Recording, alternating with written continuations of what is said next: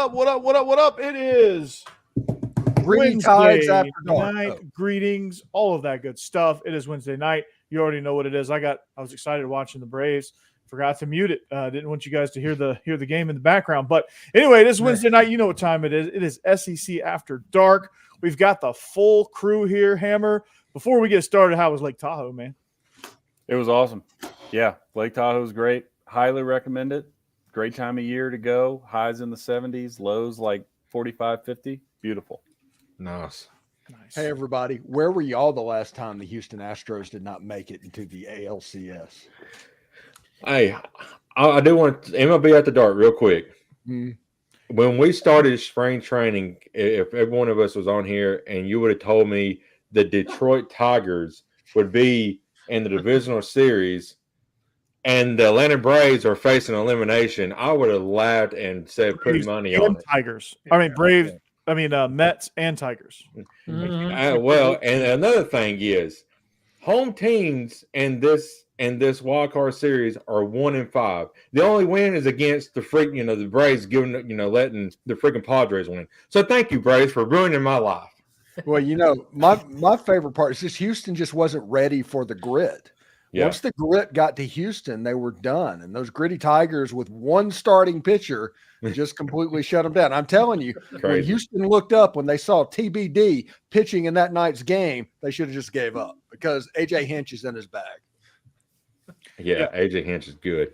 The Tigers saw Jared Goff go perfect on Monday Night Football, and they're like, man, we can't be outdone by that. So that's right. They went with it. So, yeah, the Braves, man, they just ran out of gas.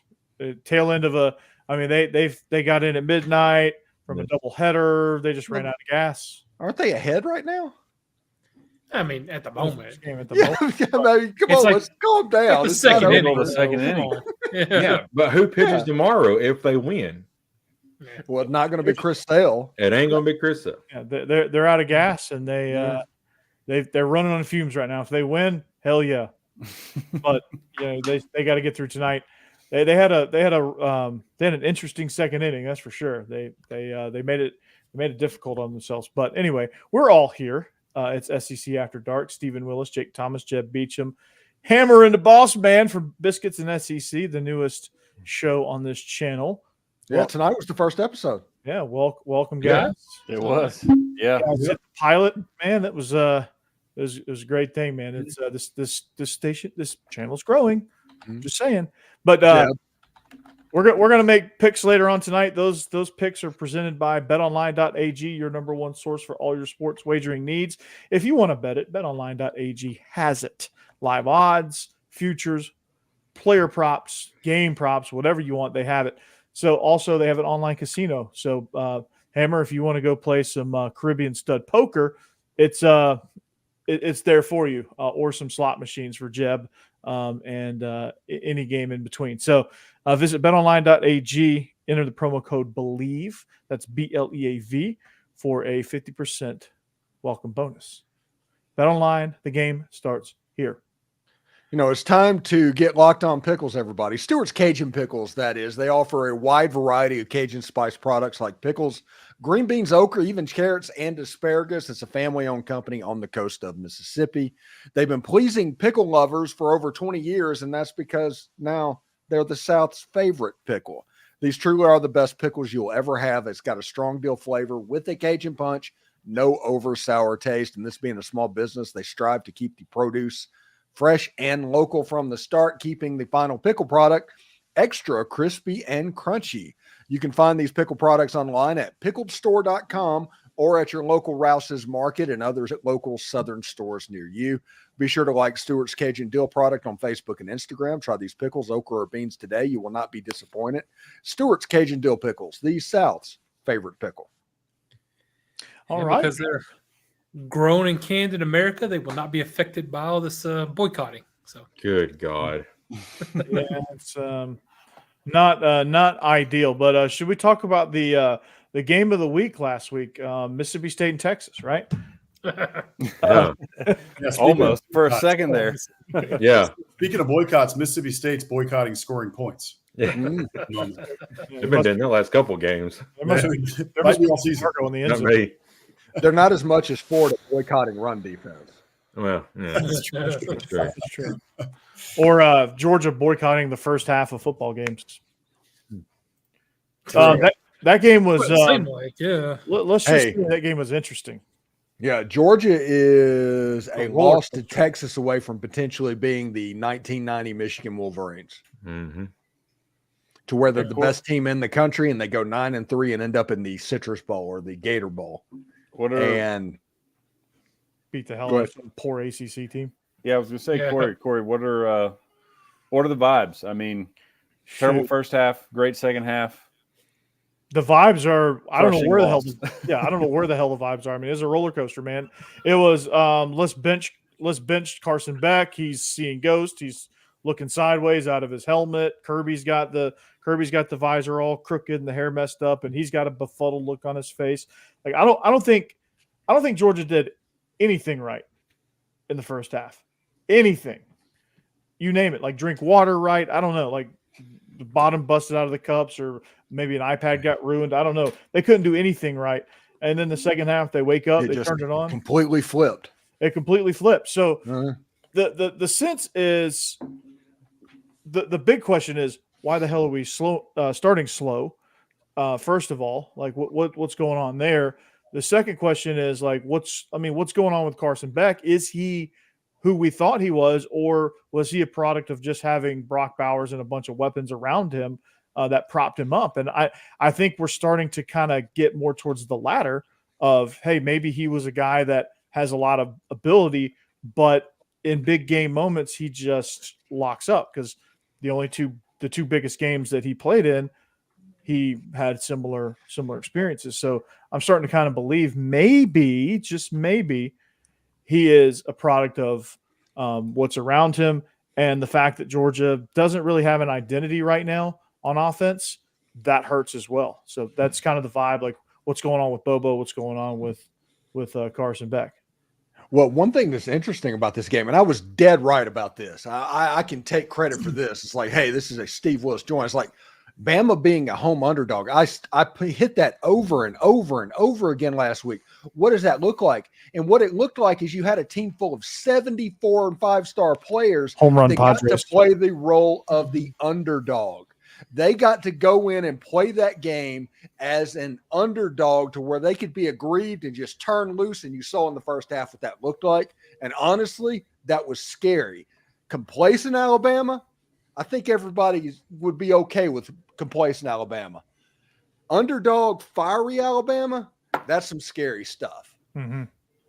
It's also scary looking at the way that Jalen Milroe and Kalen DeBoer are seemingly completely in sync at this point. I mean, Jake, that's amazing. Like how they're playing. Like Jalen Milroe, like I think what I said about Carson Beck, as far as like being a product of what's around him and kind of almost folding in these big moments. Jalen Milroe, I feel like, is the opposite. Like he elevates people. Like he seems to get better the bigger the moment is. Like that's the vibe I get, Jake. That's why I love watching him. I love watching Jalen Milroe. He's a lot of fun. He's good. He's got a lot of energy. Pumps guys up. I mean, he's the real deal. You know, it's a product of, coaches getting behind their players, and I just don't feel like the coaching staff per se last year, Tommy Rees especially, did not get behind Jalen Milroe. He tried to make his offense and make Milroe take his offensive schemes. This year, Ken DeBoer is building the offense around Jalen Milroe and allowing him to do what he does best, and that is that there is nothing downfield open. Just run the heck out of it, and nobody can catch him once he gets in the open field. Unbelievable athlete. Now, my one question for Alabama, and I think we're going to get an answer to this question this year. I don't know if it's going to be the Tennessee game. I don't know what exactly is going to happen, but is Jalen Milroe a front runner at quarterback? When things are going well, is that whenever he's really good? I need to see what it looks like when adversity hits, because right now the only sample size of adversity was a little bit in that USF game where they had about a quarter and a half of just stagnant offense, and the national title game. So I want to see whenever a team that can legitimately hurt Alabama gets on Alabama and jumps on them, can Jalen Milroe bring them back? Can he rally the ship? I think that's the only question I have with Jalen Milroe right now. I'm going to tell you. Well, sorry, Jeff. I was going to say real quick. We all on this panel need to, push for better, referees in this conference. There's a lot of missed calls in that game on both sides, and it was blatant at all. Yeah, it was awful. I understand let them play, but when it's blatant, my gosh, you got to throw that flag. I've never seen so many OPIs called. I know. And 0 DPIs. Like, Yeah. I've never seen that before. It was wild. Like, they were all over the pick play, but nothing else. Mm-hmm. Like, you could grab, tackle, barrel into before the ball got. I mean, it was brutal. It on both was. sides. I'm like, there's sometimes I'm like, oh, we got away with one there, and then Yeah. No, we got away with that last second to last play when he threw it up, and we was just draped all over. yeah, that was PI. They missed Yeah, that. they I'm missed not that one to big be like, time. oh, the refs suck, the refs suck, the refs suck. But these SEC crews, and it's not just in this game. These SEC crews are That bad. They're legitimately bad. they're Yeah. legit bad. Like, they are like what we make fun of Pac-12 refs for being. Yeah. They're bad. Mhm.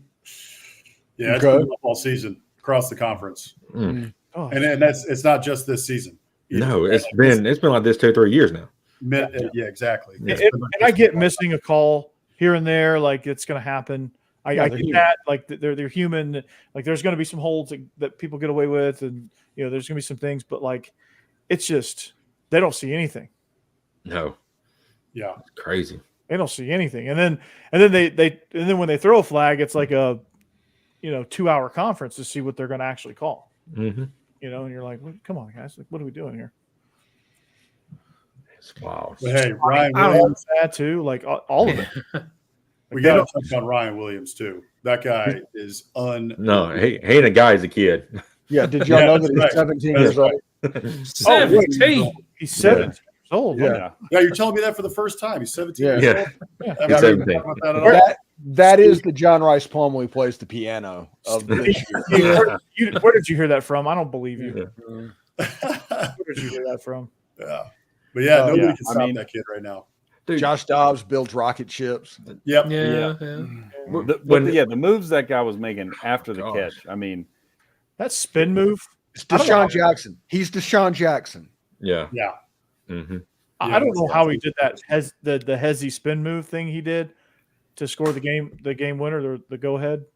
Yeah, there was 2 moves on that play: the catch and the spin, and then the complete juke.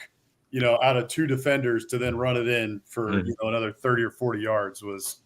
And when he gets going, I mean, his jets are just lightning fast. It's crazy. Yeah. yeah. One more thing I want to shout out on that game.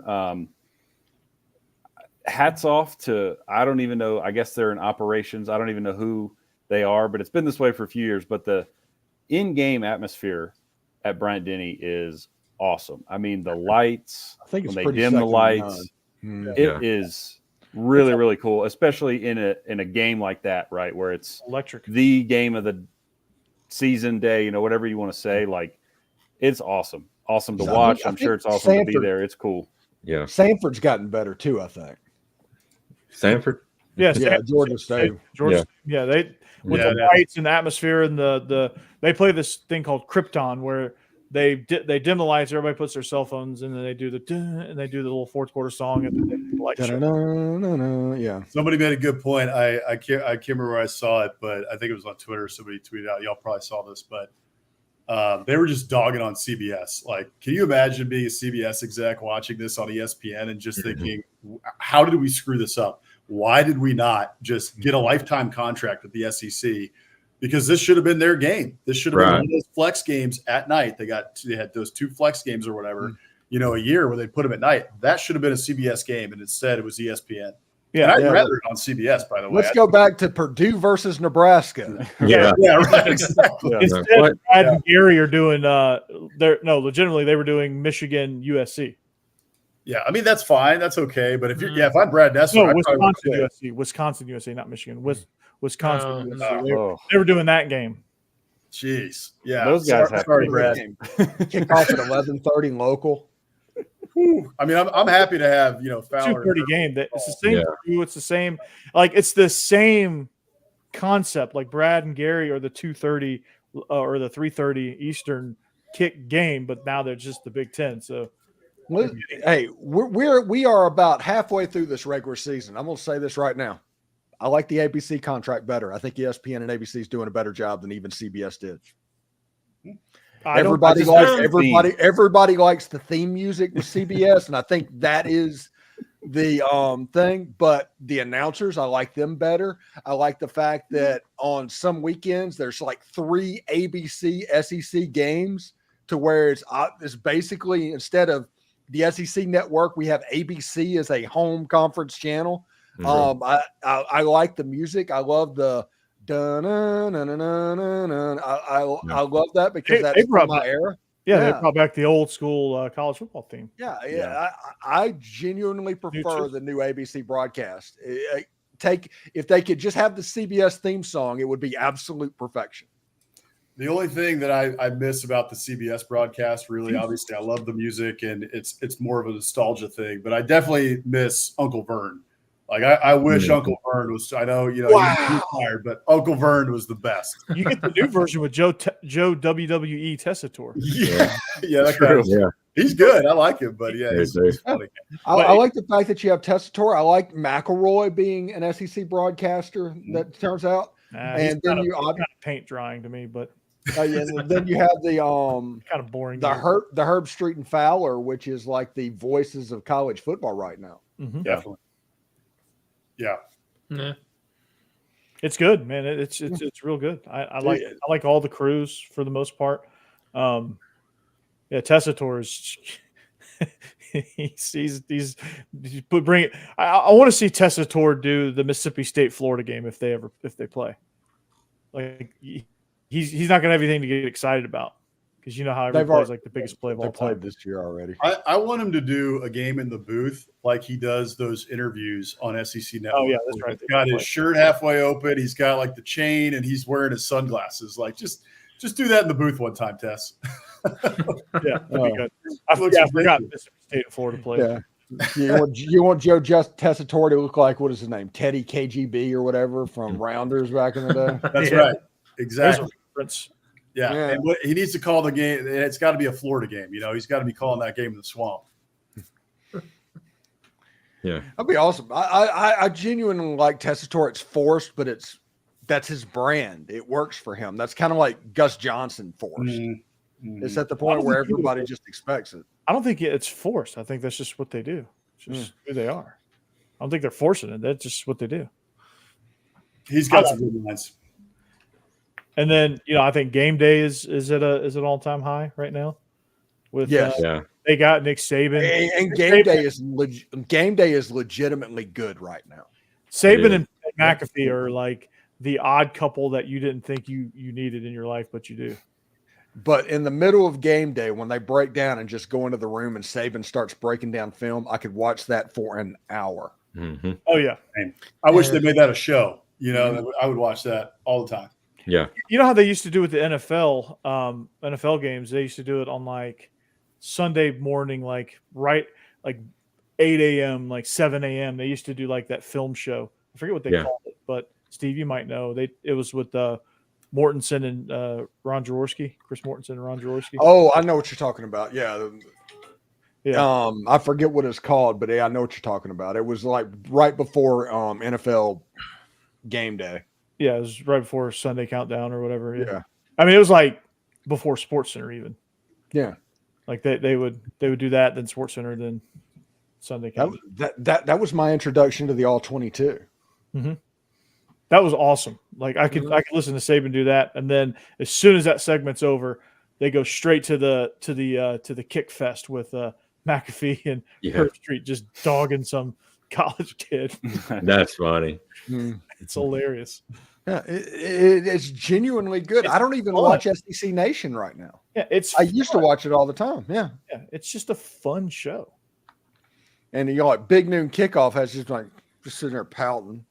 Yeah, they had made so many gains over the last couple of years that all of a sudden, once again, game day gets its act together and boom, it's gone. Yeah. Yep. Mhm. Yep. And who wants to listen to Urban Meyer? Yeah. 2 hours. Come I on. got Oh, God, I'd rather paint. Well, watch paint dry. Yeah, Yeah. no thanks. I'm Man, good. poor Reggie Bush, man. He's my favorite one on that panel, but I like Matt Leinart. I think Matt Leinert's good. underrated. Yeah. he- Yeah. he's good. He's good. He's got a good Twitter. Yeah. I mean, he's a Big Ten legend. Yeah. Yes, he right. is. Lifelong Big Ten legend. Mhm. Uh, Yeah. So When I think Big Ten football, I think Matt Leinart. That's for sure. always have. there's I think 2 games this week. Well, maybe 3 if you want to count the Ole Miss South Carolina game. But there's 2 games that are interesting. I think the Mizzou Texas A&M game in College Station is probably the game of the weekend, even though for some reason it's 11 o'clock in the morning. But A&M being favored over a top 10 team, even at home, that's weird, man. Very weird. And frankly, since A&M joined the SEC, this has not worked out well. Obviously, I love Kyle Field. I think it's a great atmosphere, but our home record in conference, especially, has not been very good. It was not good under Sumlin. It was maybe slightly better under Jimbo initially, and then we were 5-7 and 7-5 or whatever. So did not end very well. I'm interested to see what Elko can do with that. Obviously, we lost week 1 to Notre Dame at night in Kyle Field. So I think it's a great atmosphere, but it certainly isn't an atmosphere that A&M always wins in. I was talking about this earlier on the Biscuit SEC live show, but one thing I'm fascinated to see in this game. So, the fact that A&M is favored is weird. However, I think it just goes into play that Mizzou hasn't played anybody / the 2 teams somewhat with a pulse they have, Vandy and BC, they, hung around with, and obviously Vandy, took them to overtime. So that was a nail biter. So I don't think people quite know what to make of Missouri. But I think what could be a key here is their kicking game, right? They miss Mevis, the thicker kicker. They've already attempted 16 field goals on the year, so they can't finish drives right now for whatever reason on offense. They've just been a little sluggish. And Strict the field and takes Luther Burden's explosiveness away. yeah, and look, the guy they have kicking now, he's 11-16, so he's missed 5 field goals. So in a game, I think most would expect to be close. If he misses a couple field goals, man, that is huge. So that's what I'm. Miss him. He freaking. I mean, it's wide left or wide. Right. And we'll see. Maybe Drink, gets aggressive there, and that could pay off if they go for it, more on 4th down, or it could come back to bite him. But I'm interested to see how they handle that. Does he have confidence in that kid on the road? It's the first time Mizzou's been away from home as well. So, you talk about home field advantage for many different reasons, but it affects kickers too. Obviously, those guys are notorious head cases. So if he comes out and misses one, I wouldn't be surprised if they honestly didn't kick another one the rest of the game. Hey, boss man, one thing that is interesting to me is Connor Weigman. Now, I think that's just an urban legend that defensive coordinators tell their team to make sure they prepare during the week so they mind their P's and Q's. He's not actually a real person. And Marcel Reed's the quarterback at Texas A&M. Yeah, that's pretty much where we're at. Mike Elko talked a little bit about this in his press conference. I think it was earlier today. And he said that Connor Weigman is going to be a game time decision. He's been throwing in practice. So he's starting to get that arm a little bit loose, but yeah, he's not playing. Marcel Reed's going to be the quarterback. He's played the last 4 games. He's looked pretty good. Aggies haven't seen him just actually go and just grab the job, by the horns. He's, horns down, but I was about to say, whoa, hang on. Oh, Yeah. hey. All right, boss man. He hasn't grabbed the job, which Aggies really wanted him to do. If he was going to be the guy, show us. And he showed us some great things. I think they've had to kind of shrink the playbook a little bit for Marcel Reed. But he's still doing some really good things, but he just hasn't, gotten over that hump just yet. So that's the big thing I'm looking at in this game is that Mizzou's got a pretty good defense. Now, again, they haven't played this, great competition yet that we've seen. So A&M is going to be the best competition they've played. But this is going to be the best defense that Marcel Reed has faced. Mizzou's kind of like in the middle of the conference right now in terms of defense, but they're good. And so I'm a little worried about Marcel Reed in this game. I'm still a little bit worried about the Aggies receivers getting separation. They looked a little bit better against Arkansas last week, but this week is really the first big test. And it's also like Hammer touched on. It's really interesting that A&M is a 2.5-point favorite over a top 10 team in Kyle Field. So that tells you people really don't trust yet what Mizzou's selling and what they've put on the field thus far this year. I think it does help Mizzou too that this is an 11 a.m. kick. Kyle Field is going to be rocking. Kyle Field's always a good environment. It's ridiculous to me that we've got this is the only ranked on ranked matchup in the SEC this week, and it's the 11 a.m. game, I believe, unless I'm missing one. But weirdly enough, for some reason, TV always puts A&M and Mizzou for the most part as the early game. Not sure why that is, but yeah. So that's a real big thing that I'm watching this game is Marcel Reed. He's young. Can Mizzou get to him, and can they frustrate him? And can he overcome that? Because this is the best defense that he's faced. All right, Jeb. Tennessee's taking on Arkansas in Fayetteville. This is a game that I fully expect Tennessee to win. I think everybody expects Tennessee to win this game in Fayetteville. I am Nico Iamaleava, boom. Yeah, very good quarterback and all that. What is your take on that game? And is this going to be even a little bit more test because this is the best quarterback that Tennessee has played against to this point? Yeah, but I've been very impressed with the way our defense is held up. So look, outside of maybe Mississippi State, there's not really any easy wins in the SEC, man. Every team is good. So I expect this to still be at least a competitive game, a good game. Well, maybe Mississippi State. Yeah. I gotta say that's the one. Vanderbilt. Yeah. Maybe other than 3. Vanderbilt is tough too. Yeah, I'm just saying. Yeah, I'm not going to put down Diego football's boys. Yeah, exactly. No, but I think Arkansas had Oklahoma has a better defense than Arkansas. Honestly, I think this is a team that Tennessee just matches up well against. Our offense is one of the best in the nation at running the ball, really good at passing the ball. Arkansas is not very good at stopping either one. Better than a lot of teams, but not very good for SEC talent. Also, Tennessee is really great at stopping the run. They're one of the best in the nation at stopping the run. So while Arkansas, yes, I agree this will be a better quarterback situation than Oklahoma presented because Oklahoma had a lot of the problems. I think they had those problems during that game, though, because Tennessee's defense is much better than people think. It's just it's right now it's ranked one of the top defenses in the nation, and I think it's going to stay that way after this week. They're just good. Now, when they get to facing teams like Alabama, Georgia, obviously it's going to drop a little bit then. But is Alabama the first real test for the Vols? Mm-hmm. Yeah, honestly, 2 weeks. And you're right. It's because Arkansas, let's face it, Arkansas is not nearly on the level Alabama is. And then we got Florida after that. And DJ Lagway, that guy's going to be good. But it's a lot like the way I looked at Jalen Milroe. Yeah, DJ Lagway is the next Texas A&M quarterback.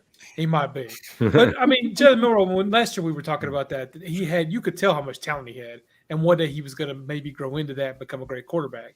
This year it's looking like he's kind of done that. So, yeah, that'll be, I think, the first big test. I think – right now, it's just who can score more in Tennessee and Arkansas, and I feel like Tennessee's going to score a lot more. So yeah, you could also catch Florida with an interim coach if they lose to UCLA this weekend. I kind of want Tennessee to be the one to knock their coach out, but we'll see.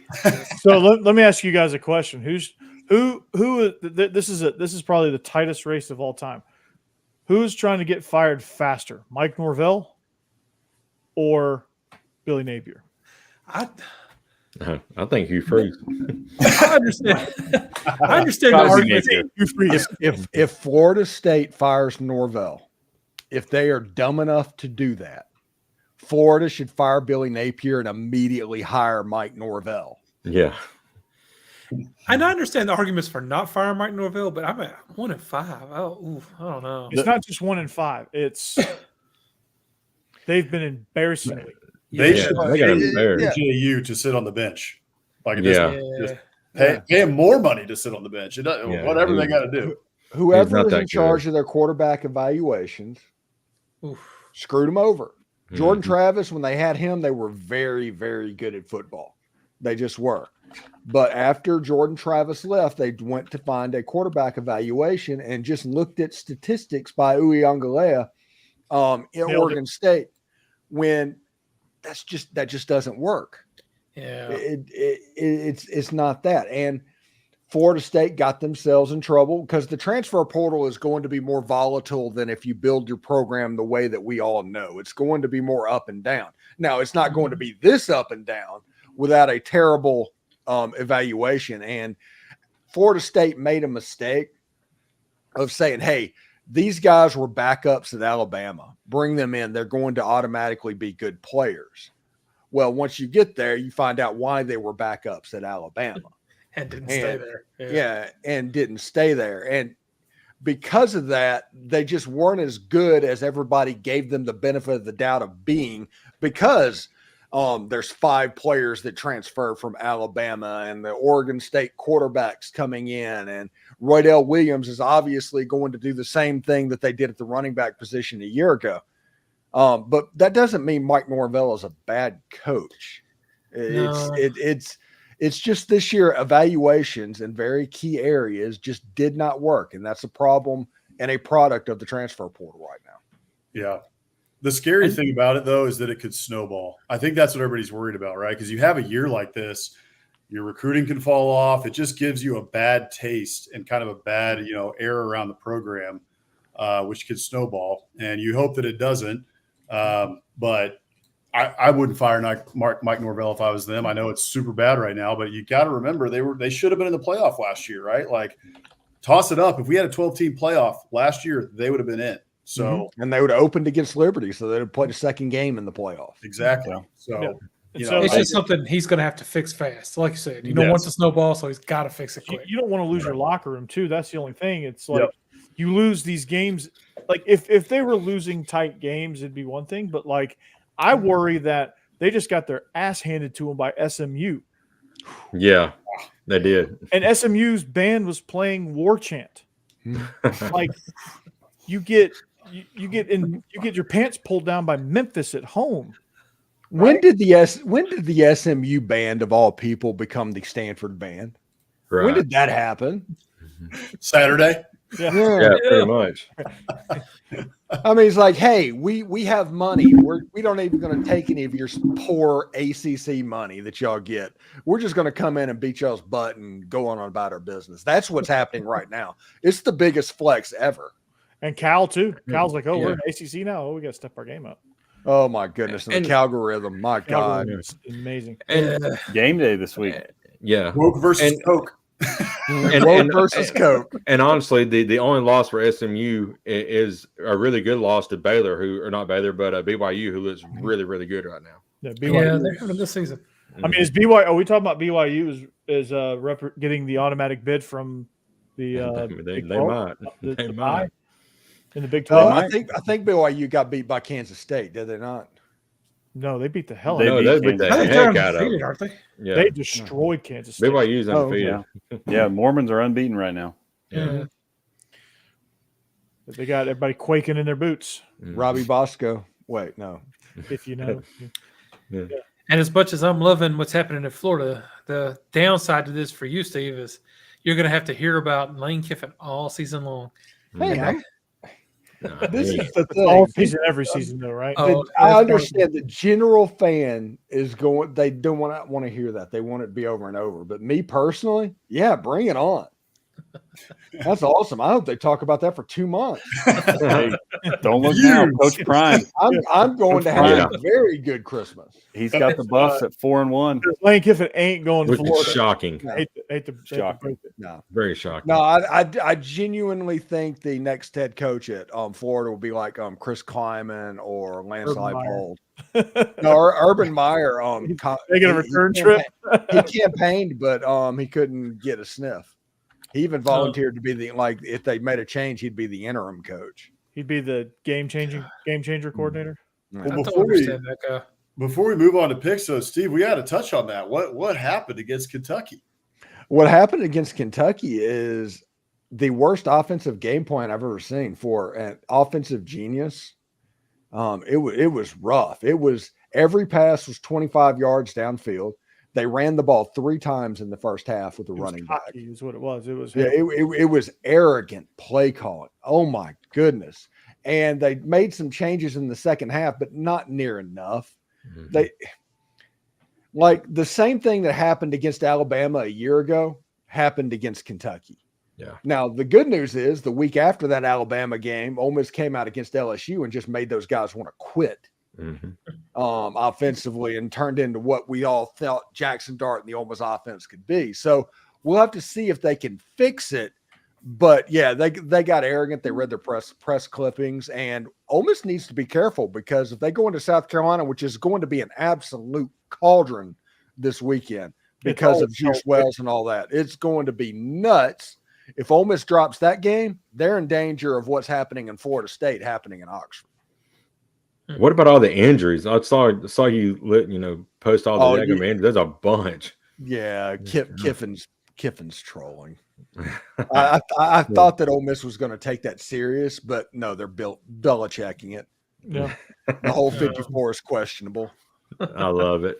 Love it. Everybody's questionable. Yeah. Doubtful. Oh, we're It's like, talking about injuries or their ability. season. It's not that big of a deal. We're not guarding nuclear secrets here. Just give an injury report. Yeah. Oh, that's what we used to say about Jimbo all the time in College Station. It would drive us insane when he would do that. He would do it every single week. Well, Jimbo, in his defense, he couldn't find it in his stack of papers. Yeah, where is the injury report? Yeah, who's out? Who Just we day to got? day.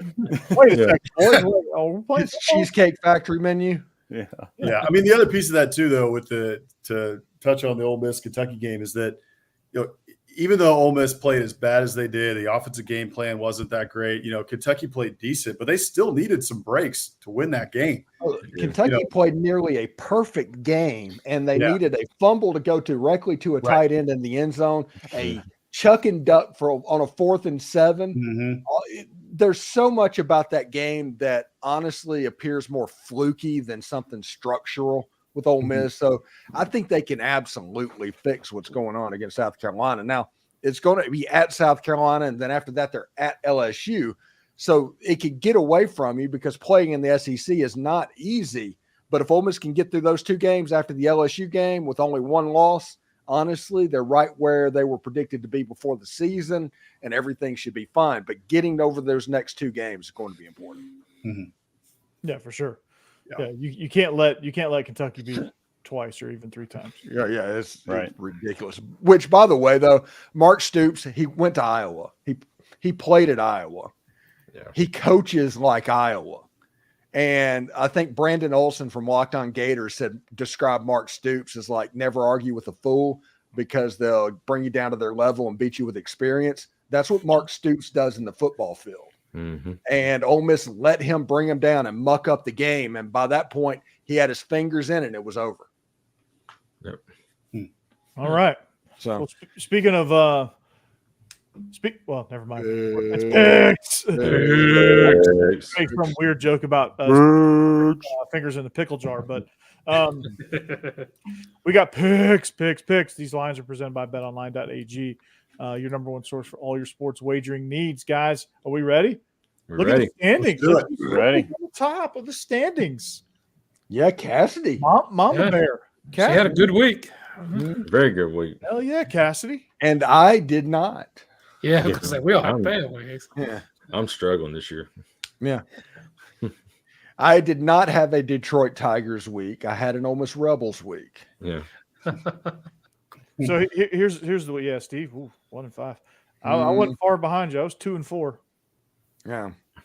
I'm only 2 ahead above Becky. That's kind of scary. Whoa.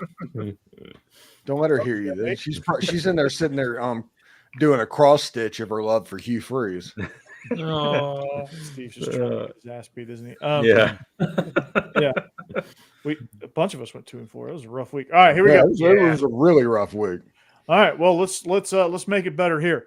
All right, Mississippi State screwed a bunch of us. That sucked. But Yeah. anyway, Missouri at A&M. We talked about this game a minute ago. Steve?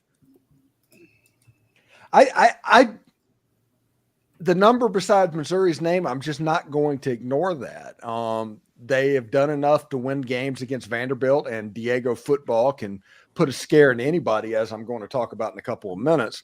But I think Missouri is going to end up – this is basically a money line play because I think it's, 1.5 Missouri's underdogs by. So it's basically a money line play. So the question becomes, can Missouri beat Texas A&M? And I think so.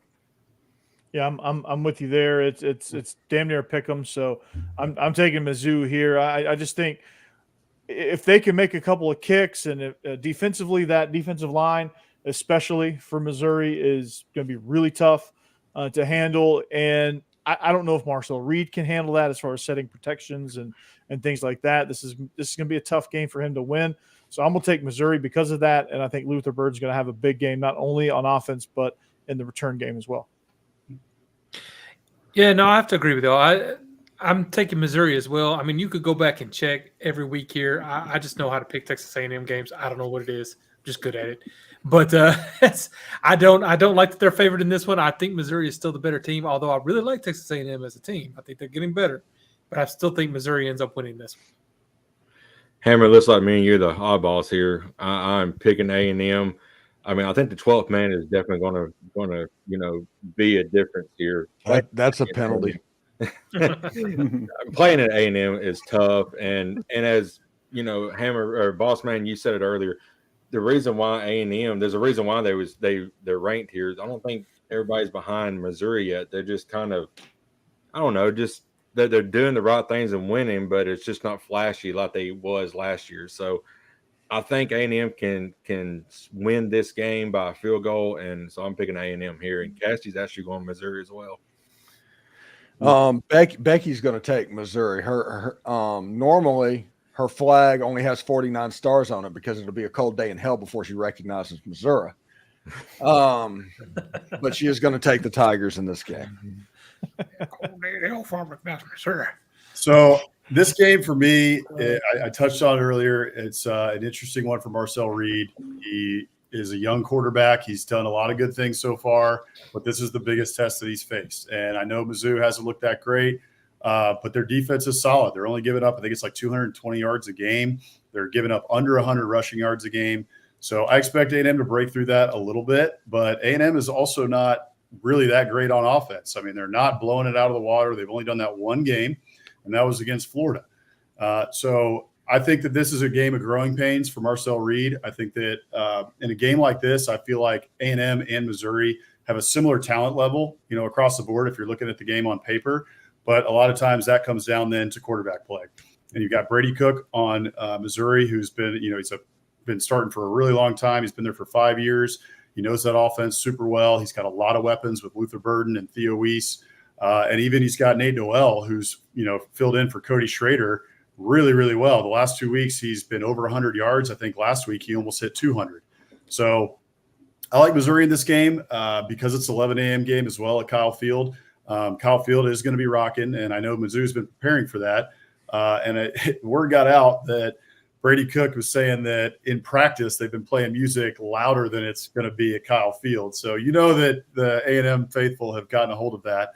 But at the end of the day, I don't think it matters. I think Missouri's just the better team here, and they win by just a couple touchdowns. They turn it up to like 7. What's going on? Yeah, I don't know. I don't like it. Yeah, well, Very straight, Hammer.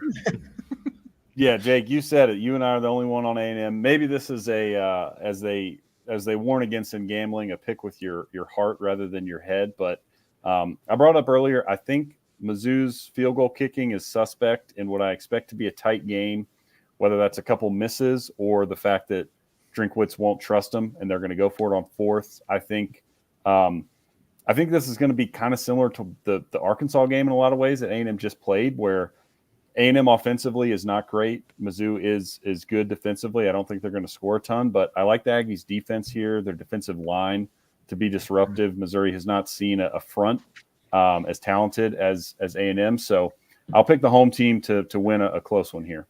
Mm-hmm. All right. Steve. It's Auburn at Georgia. Georgia's 23.5-point favorites. It's a big line. Yeah, this is the T's and P's game of the week. Georgia's going to come into this game pissed off, and they should be. And last year, I was the unwanted recipient of seeing a pissed off Georgia team, and that was not my favorite day. I did not have a good time. I wanted to be doing something else while that was going on. Auburn can't not throw the ball to the other team. Georgia is good defensively. Georgia should have erased a 30-point road lead by Alabama last week. So everybody gnashing their teeth, hey, they're going to be okay. And I have a feeling they're going to take it out on the Auburn Tigers. And I think a cold day in hell could adequately describe Hugh Freeze on Saturday night. Yeah, I know. And this is one of those games where they could double the spread and it wouldn't matter, and Georgia would cover it. And this is going to be an utter beatdown. And most of the time when Georgia's pissed off and they host Auburn, it's usually more of a beatdown. And when they go to Auburn, that's usually when you say, okay, Stuff happens at Jordan Hare. Stuff happens and Georgia's not going to cover that. Like one of the lessons I've learned this year, and I had to learn it the hard way again because I knew it, and I just okay, I'm stupid. I picked Georgia to cover at Kentucky, and that never happens. I think Georgia's going to cover this one because it's a home game and they're pissed off, and they've got something to prove that the first half of that Alabama game was a fluke and not the norm. So one of the things I guarantee they're working on is trying to start fast. They found something with tempo, and I think they should keep doing it. And here we go. Yeah. Tempo's awesome. Yep. Jeb, I'm picking Georgia, by the way. Can I do that? Not so fast, my friend. No, I'm not going to do that. No. Oh, we're getting Corso'd. No. Look at this. I don't like bigger spreads in some of these SEC games. I tend to pick against them a lot. I do feel like, yes, I know Georgia's coming in pissed off, but Auburn also is coming in desperate. They've lost their last couple games. They haven't looked great, although against Oklahoma, they found something until the very end where they just threw the game away, which is probably at best what they could hope for in this game. I don't think they have a real chance of winning, but I do think that they're going to come in and play as hard as they can, try and prove that they still are a good SEC team, and maybe only lose by, let's say, 20 points. So Well, I'm you, taking them. you have a situation to where everybody has been proven that you can bait Peyton Thorne and Auburn. Yeah. And if anybody thinks that Kirby Smart and Glenn Schumann is like, oh wait, I can just run a defensive line backwards and they'll throw the ball directly to you. Yeah, Pretty much. yeah. I mean, yeah. We'll see. Bossman Hammer, before you guys jumped on, I was telling the guys here that, I kind of struggled with this pick for the fact that I know Georgia's going to be pissed off, as Steven said. But like Jeb said, Auburn is going to be desperate. I mean, they need a win because, if they don't win this game, you still got Missouri after the bye week. Kentucky's not going to be no slouch for them. Vandy's not a slouch. They would probably beat Monroe, LA Monroe. But then you got A&M and Alabama to end the year. You're looking at 4 wins for an Auburn team who's got high expectations with Hugh Freeze. So what do they do? I think they come out early on and play hard, but they're not going to beat Georgia, and Georgia's going to run away with it. And I'm picking Georgia. Castillo's too. There's a chance, by the way, that Hugh Freeze has a worse record after 2 years than Brian Harsin. Like a real chance. He's already two behind, I think. Yeah, at You're this behind point. now. Yeah. That's right. And Becky is going against her natural instinct and taking the Georgia Bulldogs. That shows how good Georgia is and how this is actually a T's and P's game. One thing real quick, Bossman, before you get going. But you can have top 5 classes, but if you don't have the coaching staff to coach up that top 5 class, you see what's happening at Auburn right now. We know that well at A&M. You saw that at Texas A&M. Yeah, so That's I right. literally saw this at Ole Miss. right. Yeah. I mean, he beat He did. Saban twice, but he lost to Memphis. Yeah. Yep. Yeah. Yeah.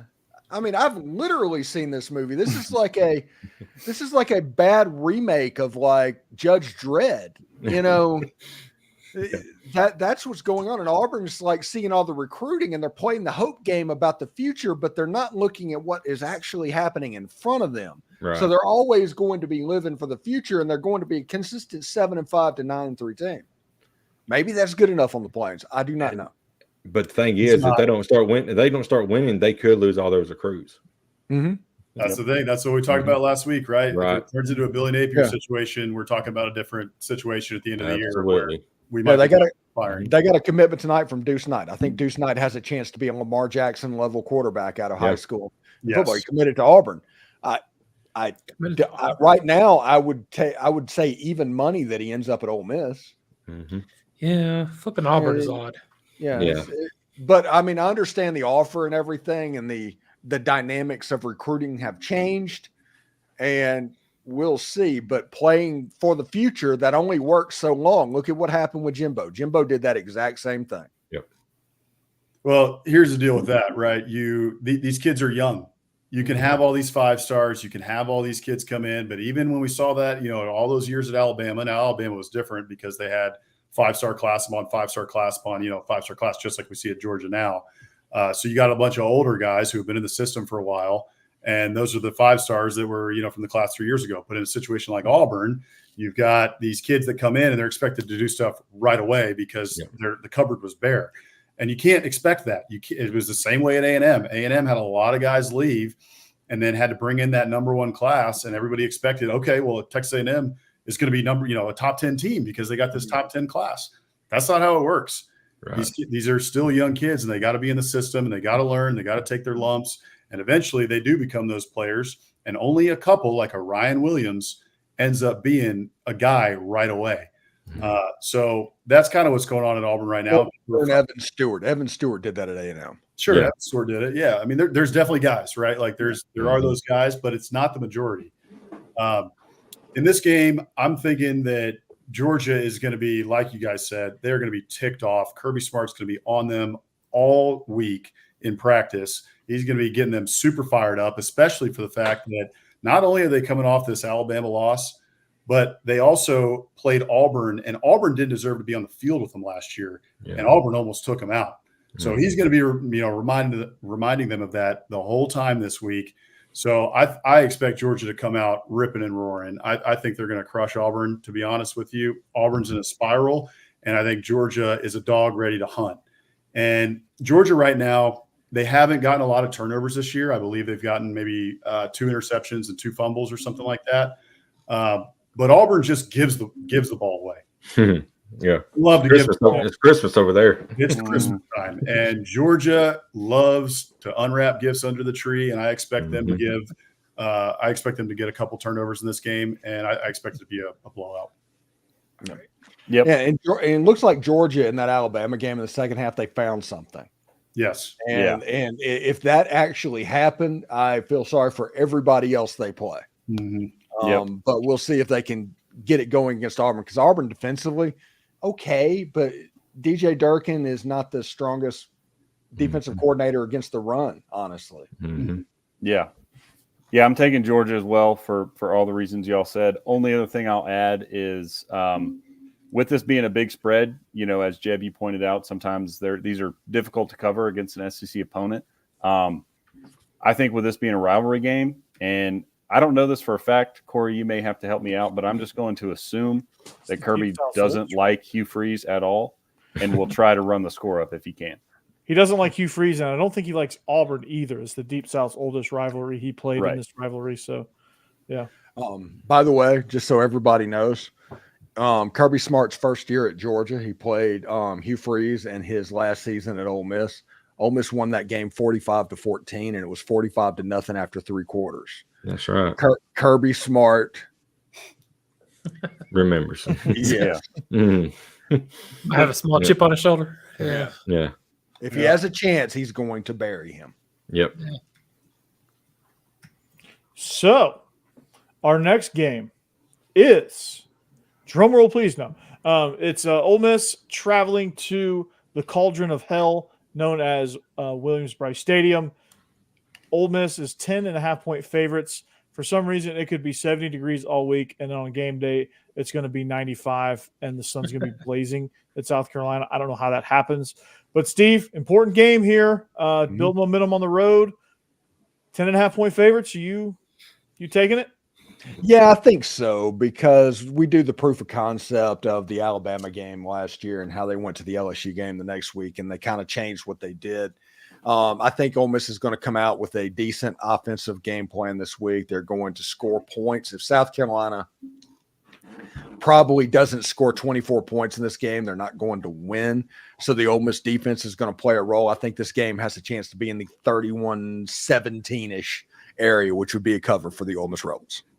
Yeah, I think so too. I think, last week's game plan was an anomaly. It was just weird how they were just chunking the ball down the field, and they were just kind of getting away from what they do well, which is actually run the ball, create tempo, and take their shots downfield. But for the most part, they just chunk play you to death, and it's not like huge chunks, but it's like 12 yards, 8 yards, 13 yards.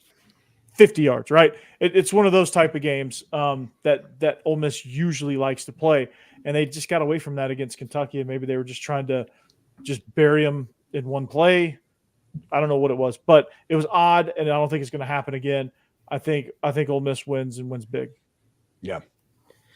Yeah, I tend to agree. I don't think anybody's ever going to accuse me of being a big fan of Lane Kiffin, but just history. Why but is that? Mustard. Yeah. Please explain. Wait, hold on. Golf balls. I Golf carry some balls. golf balls every game now, yes, just in case. But honestly, This rant is brought to you by French's Mustard. The Titleist. saying. But Yeah. I will admit, I don't think he's going to get outcoached twice in a row like this. I think he's going to come in with a much better game plan, be able to actually score some points. I know South Carolina's got a good defense, or at least defensive line, so it'll be interesting to see what they do. But I also think Ole Miss's defense is going to step up against the North Sellers and really kind of limit what South Carolina can do offensively. So I'm taking Ole Miss to cover. Is Sellers healthy for this game? Is he going to be? Yeah, he's going to. According to the availability report tonight, he's questionable. So we'll see how it goes. These people using this, if you're going to do it, take it seriously. Yeah. Yeah, Even with with the North Sellers, I still don't think they beat Ole Miss. So I'm taking Ole Miss, and Cassidy gets too. Yeah, and Becky is taking the Rebs as well because she's a good wife. So a couple points to make on this game. One is that South Carolina, that they do have a very good defense and they don't give up a lot of explosive plays. Obviously, we know that Lane Kiffin and Ole Miss, they live and die on the explosive plays.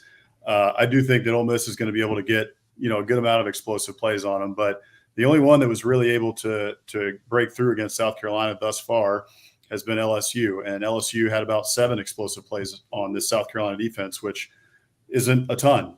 Frankly, when we're talking about SEC games at this point, that's kind of in the middle.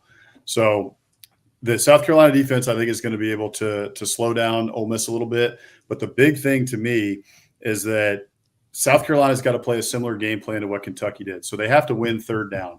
They got to be able to stay on the field, and they got to be able to play ball control if they have any chance to win this game. And the same thing goes for Ole Miss. Ole Miss needs to be able to stay on the field, and they need to be able to convert on third downs. Last week, they were 1 of 10 against Kentucky on third down. That crushed them in that game. They could not stay on the field. They could not convert third downs. They were 2 of 2 on fourth down, but their third down efficiency was absolutely terrible. So the third down is going to be huge in this game. Whoever can win that, I think, really wins this game. I think at the end of the day, though, Ole Miss just has too many weapons, right? They got Juice Wells. But they got Juice Wells out there. They've got Trey Harris. They've got so many different weapons, pre-scoring, you name it. I think that they've got it, and that's just going to be the edge in this game. The fact that it's in Williams-Brice is what makes me pick South Carolina. I'm picking South Carolina to cover, but I think Ole Miss wins the game. Steven, I think it's similar to what you said. I'm picking Ole Miss with 31, but I'm saying South Carolina gets about 26. So that's where I'm looking at it.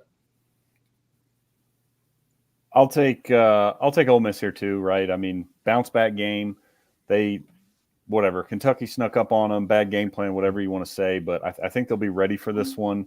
And yeah, I think they just have too many weapons. I do think it'll be close. I mean, what is it? 9.5, 10-point spread is not going to be a blowout. I think it'll be a good game, but I just like Ole Miss to win and cover here. I still don't trust South Carolina's offense, and Ole Miss's defenses look pretty good. I mean, they were all over Brock Vandegrift last week, so I like the Rebs to go on the road and cover. Yeah, they actually leading the SEC in sacks right now. Sacks. All right, game of the week. Alabama travels to Nashville First Bank Stadium to take on Vandy. Bama rolls in as 24.5-point favorites. Diego football. Is he going to be enough, Steve? You listen, I saw the way that Alabama came out against Georgia, and they were completely up. They were absolutely sky in a way, honestly, that you did not see when Nick Saban was the coach. You saw a team that rode the roller coaster a little bit. And when you ride the roller coaster, it goes up, but then it comes back down a little bit. I do not think Vandy is going to beat Alabama, and I don't think it's going to be particularly close. But if Vandy can score 2 touchdowns, I can see this thing ending up 35-14. Alabama wins the game comfortably. They don't cover. Vandy is going to play incessantly slow. Diego football is going to do his thing, and him running around, I think he is more important to his team than Jalen Milroe is to the Alabama Crimson Tide. Listen to my episode. Yeah, because of what he does to that whole offense and the way he does it. He is going to make and bring the swagger into the team that is going to allow them to score a couple of touchdowns. Milroe is going to get his. Alabama is going to get theirs. They're just not going to get enough of them. It's going to be Alabama 35, Vandy 14. Yeah, I think it's going to be – I love everything you said, Steve. Trust me. And I hope that it happens. Sorry, Jake. But it's just not. And I just Alabama's too explosive, and Vandy doesn't have enough depth to sustain that. And they're going to give them hell for maybe a half of football. So did USF. Literally, if that game happens against Vanderbilt, Vanderbilt's going to cover.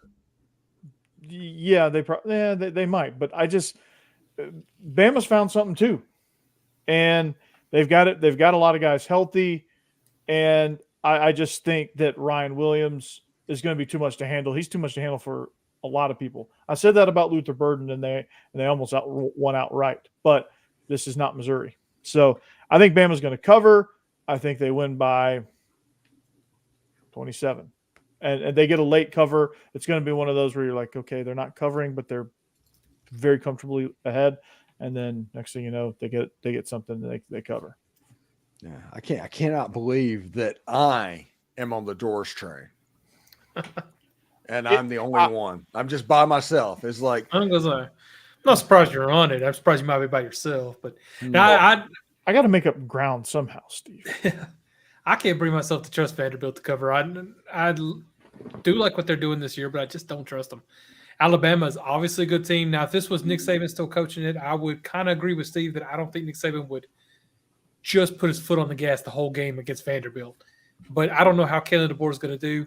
But he tends to score more points and seems to like it. And Vanderbilt, like I said, I never trust them. I think Alabama is going to easily be able to cover this. Will they do it? I say yes. One thing we've talked about former players and them going back and get integrated, and the Alabama's done a really good job at that. We got Ha Clinton Dix says he's in the program. Josh Chapman is as well.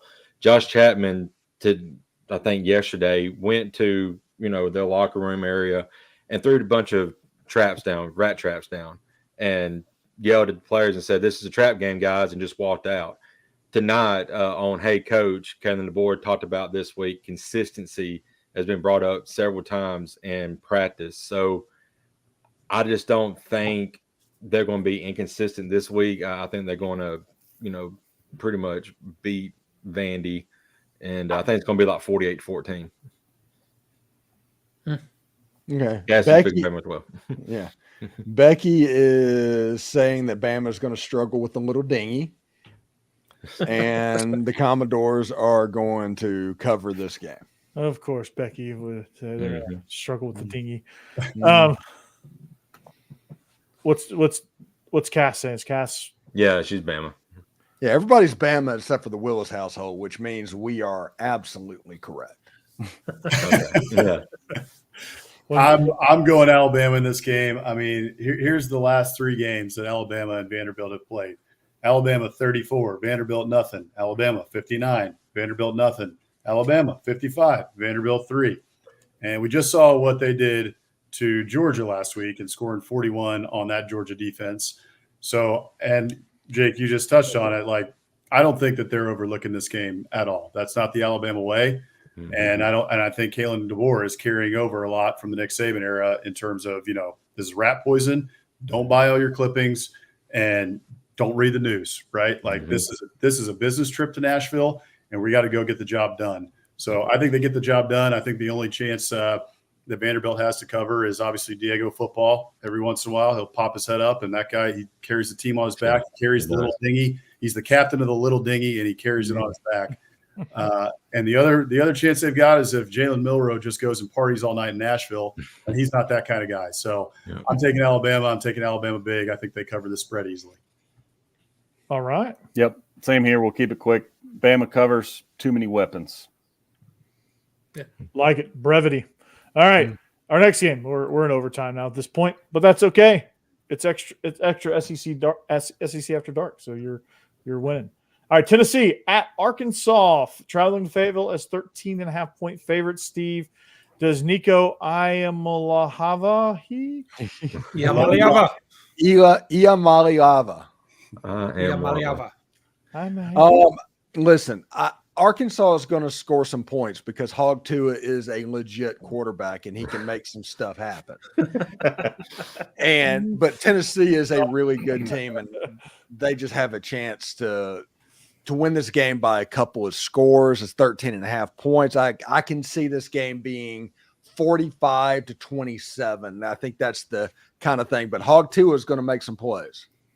All right, Hog Tour, we're done. That's it. That's going to do it for it. No, I'm just kidding.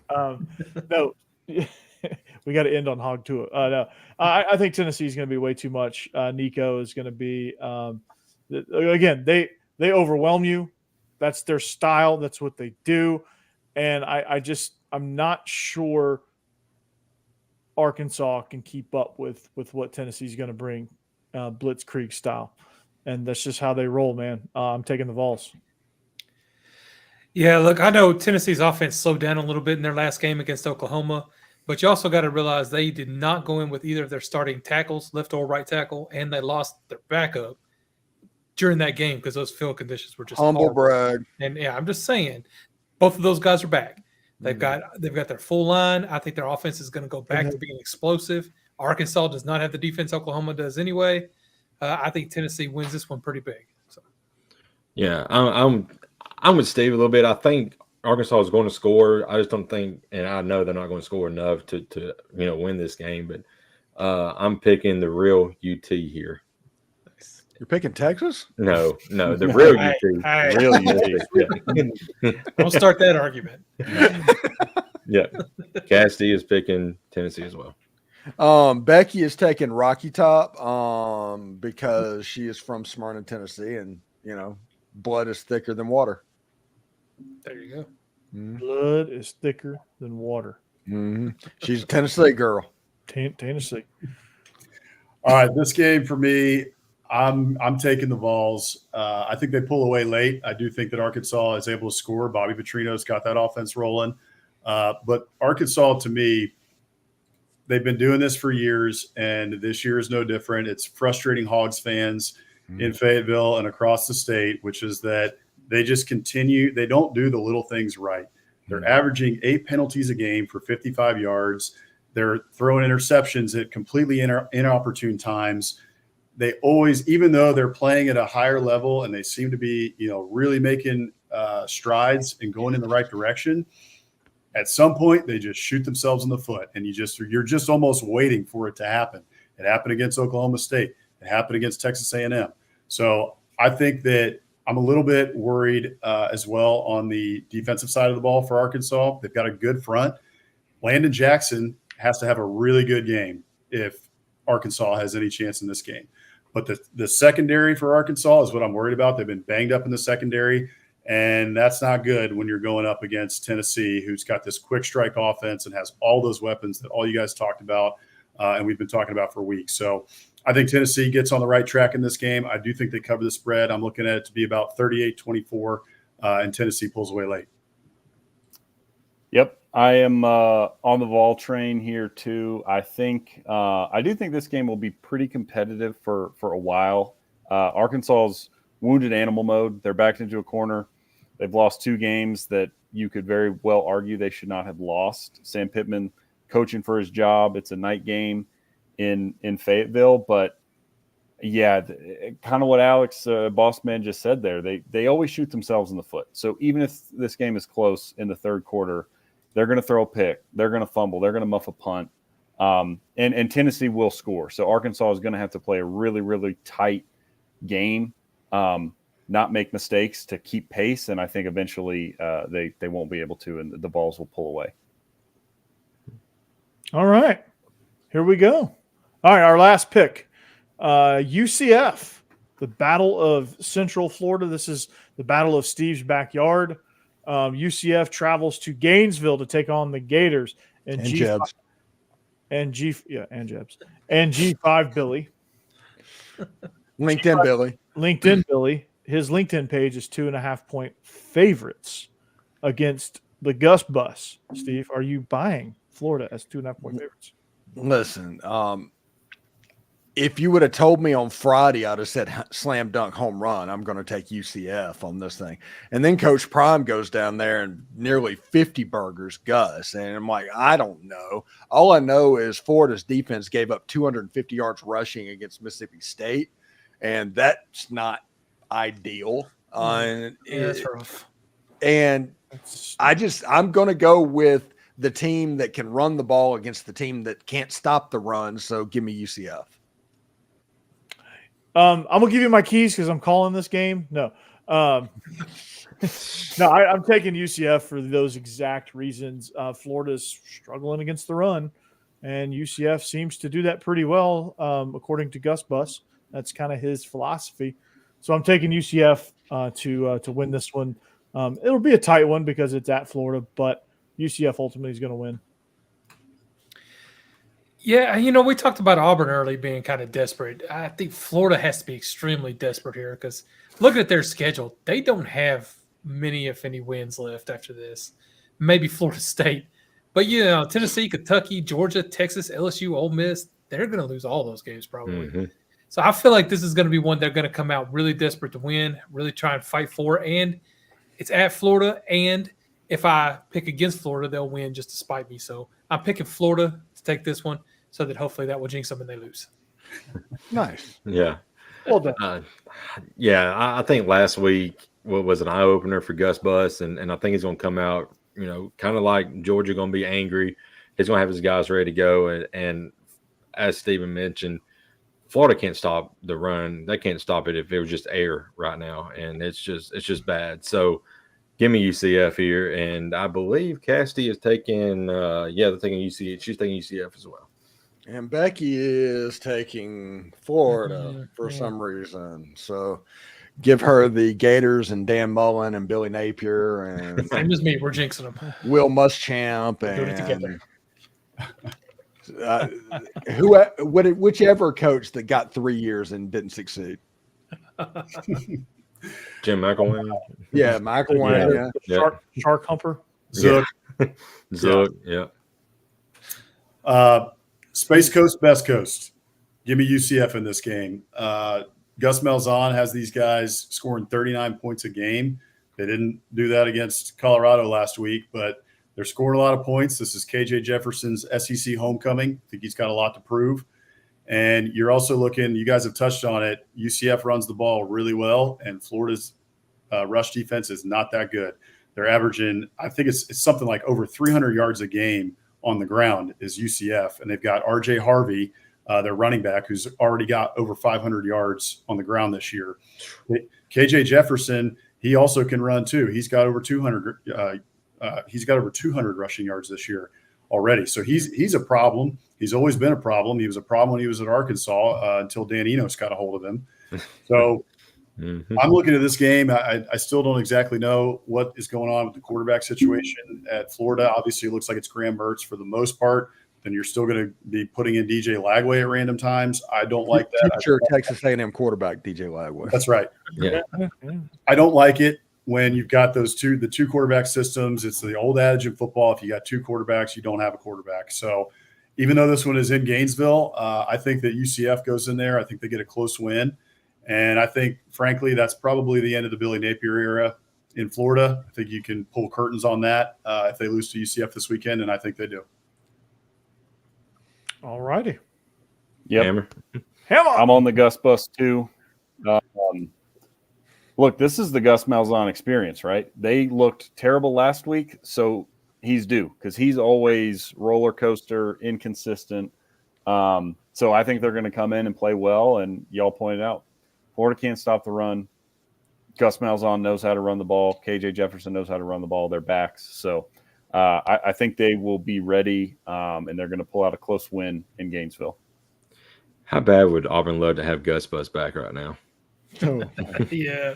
they're like, Gus, we're sorry. Yeah. How bad would Mississippi State love to have Joe Moorhead back right now?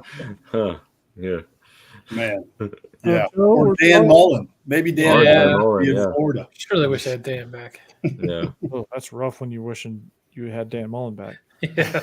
Well, Mississippi State, he had that going now. Yeah, he did. Yeah. Dak Prescott and all them guys. It's in a good situation. Just even never gonna like win a national championship, but had them just at least good every year. He had it in Florida. He had Kyle Trask. They were in the SEC Yeah. championship. They were going. He just decided he didn't want to recruit anymore. He decided Right. he wanted to be the offensive coordinator for the Tampa Bay Bucks and didn't get it. Decided, hey, I'm going to quit recruiting. Yeah. The Peter principle is a real thing, Yeah. and it gets everybody at some level. It does. Even Nick Saban learned that he had no business in the NFL. Yep. That's right. Unless he signed Drew Brees. Yeah. They didn't let him. Yeah. And then he quickly was like, okay, I'm going back to Bama. Yeah, Yeah. roll tide. Yeah. Yeah. Quit asking, but I'm going.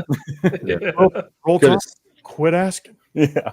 They could have set Alabama back. If it I'm would've not been- taking the Alabama job, so quit asking. Not going to be the head coach at Alabama. Yeah. Yeah. while boarding a plane to Times I gotta Alabama. answer. Yeah. It's right here. It's a rule. Yeah. I don't know how No many times fun. I got to answer this, but I'm not going to be the Alabama coach. Kids are not allowed in the house. Yeah. It's a rule. Oh man. No fun. You got 10 minutes. This is daddy time. Yeah. All right, we're out. All right. Thanks for joining us. Hope you guys enjoy the rest of your week. Hope you enjoy your weekend, and peace out. Go Dogs. Anchor down. Howdy, Todd.